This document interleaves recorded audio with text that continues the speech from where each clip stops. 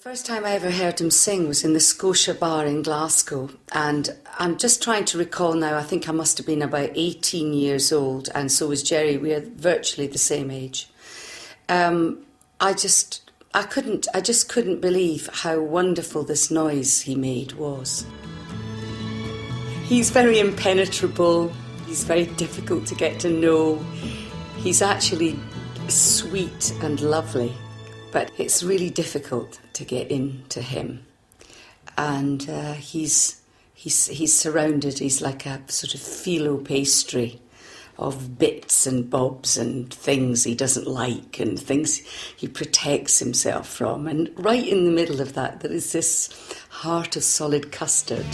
He's always liked being in the studio. He's happier in studios than he is in front of the public. He doesn't like people looking at him.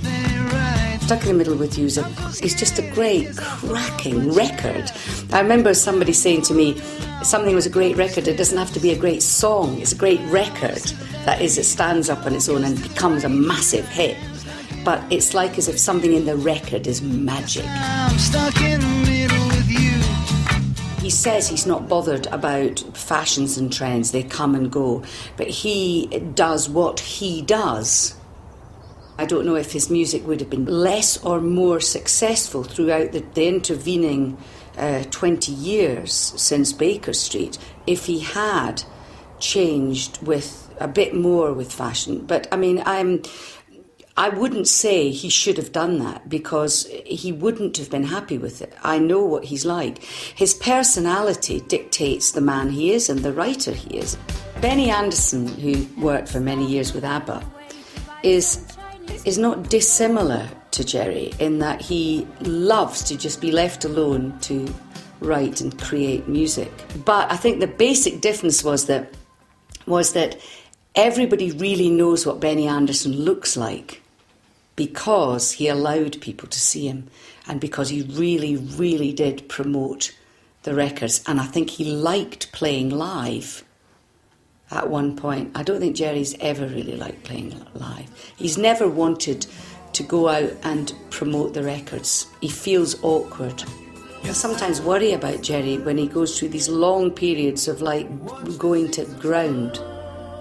And I'd really like him to just stick his head over the parapet for once and stand up and say, "It's okay. I am Scots and middle-aged and I'm also a fantastic writer and a brilliant singer. Look at me."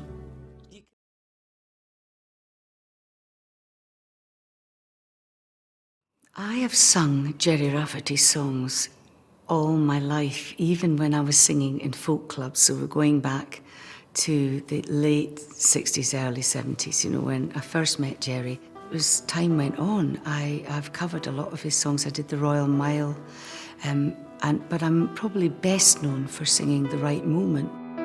Spinning on another wheel, going round in slow motion,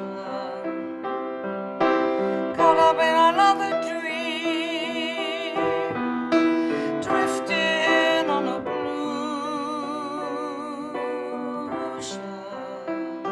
All of his songs have always spoken to me. There's something to do with the melodic structure and something very sad in the writing, which has always appealed to me, but it's never sentimental.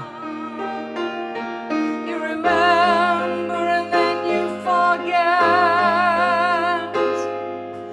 all along the way.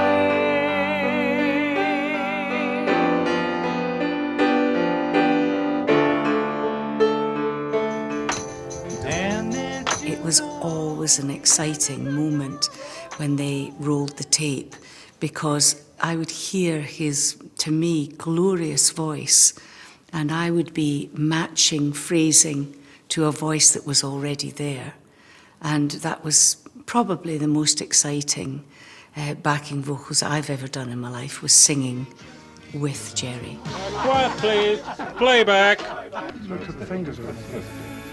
Sometimes it was all rather chaotic, But I think this is one of the reasons why he worked so closely with Hugh Murphy, because Hugh was able sometimes, I think, to be a conduit for Gerry's thoughts and intentions in the studio. When I think of him laughing, playing the guitar, singing with Rab and me singing on whatever's written in your heart, just loving him so much.